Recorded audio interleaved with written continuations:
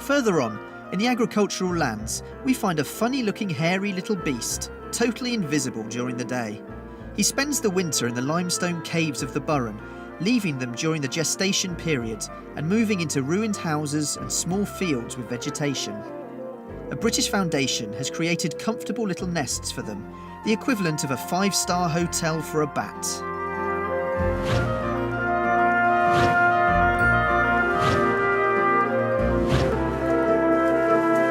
Kate McCaney is in charge of the programme in Ireland. She has been travelling around the country for 30 years in search of their strange-looking nests, which she turns into luxury residences for rhinopoles, a very delicate species of bat.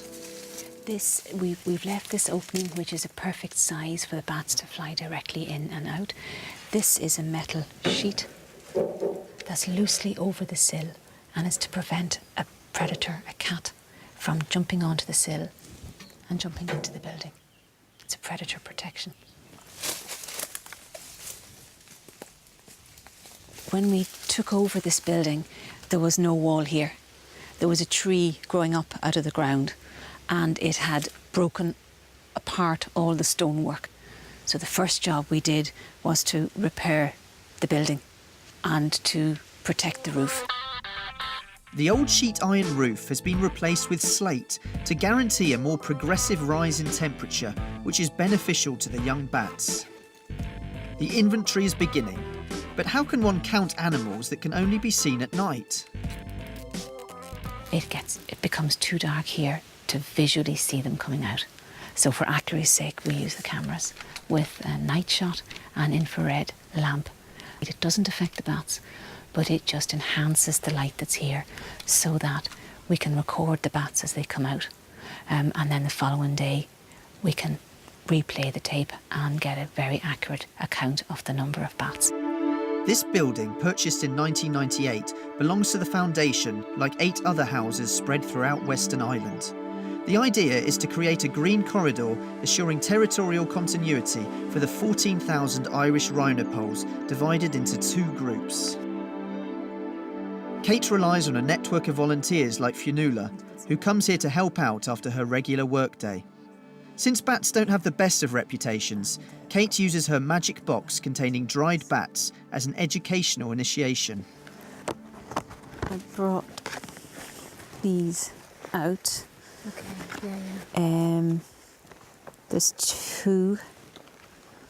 This one is a juvenile, because I know that from the grey fur on the body, because up until they're a year old, the juveniles are grey, and then at their first molt in August of their first full year, they take on the brown of the adults. As adults, they're veritable featherweights, weighing between 6 and 9 grams. With great discretion, the bats wait for nightfall to stick their famous noses out.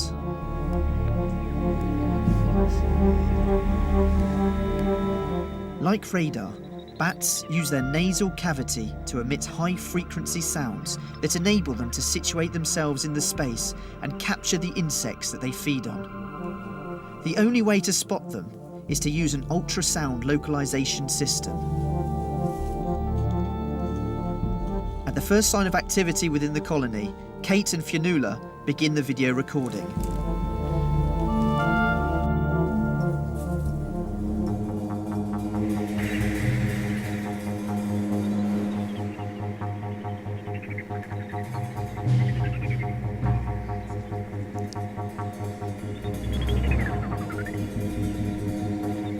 At the moment now, they may have young, so 1 or 2 start to fly back in again. And that's an indication that maybe she has a pup inside that she needs to suckle.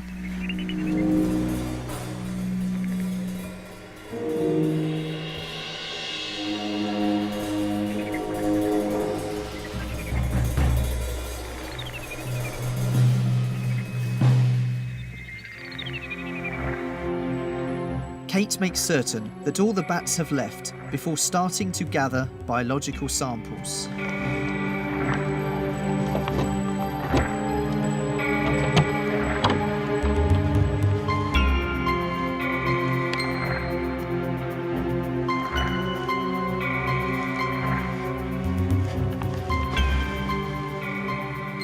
Tomorrow, this sample will be sent to the laboratory for DNA analysis to determine if the northern and southern colonies have come together. Kate's expert eye will analyse the bands and count the individuals. Her latest estimations hover around the 120 mark.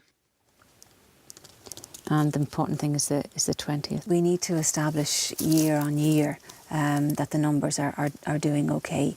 It's to get an idea of how the population is doing, we need to do annual monitoring, and we need to do that over a long period of time in order to be able to detect changes. The scientific work involved takes hours and hours.